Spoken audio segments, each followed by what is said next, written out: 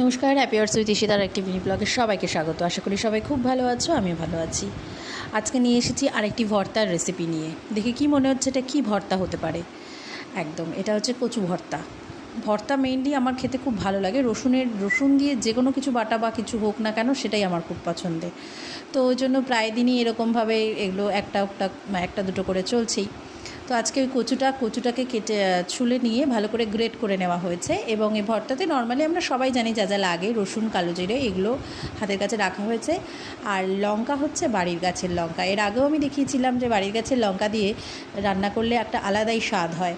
এই লঙ্কাগুলো ভীষণ ঝাল। তো মা বলল যে গাছের পাকা লঙ্কাটাই নিয়ে আয়। তো উঠানের মধ্যে গাছ আছে, পেছনে অনেকগুলোই গাছ রয়েছে আমাদের। তো এখানে বেশ দেখলাম যে এই গাছটাতে দুটো পাকা হয়ে আছে।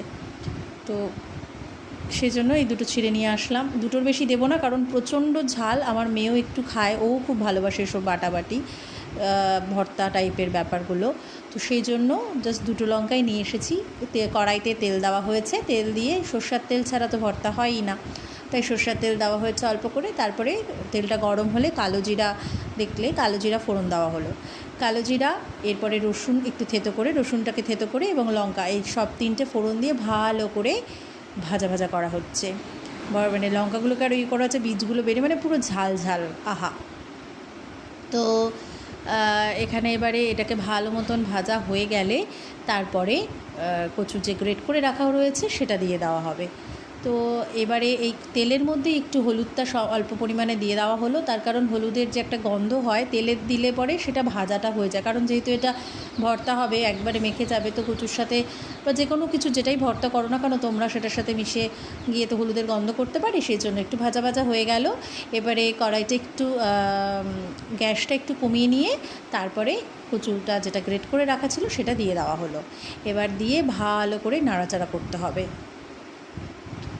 লবণটা এক্ষুনি দেওয়া হবে না, একটু পরে দেবো, কারণ যেহেতু মানে এটা অনেকটা কমে যাবে। তো প্রথমের পরিমাণে লবণটা দিলে পরে কম বেশি হয়ে যেতে পারে, তাই একটু পরে দেওয়া হবে।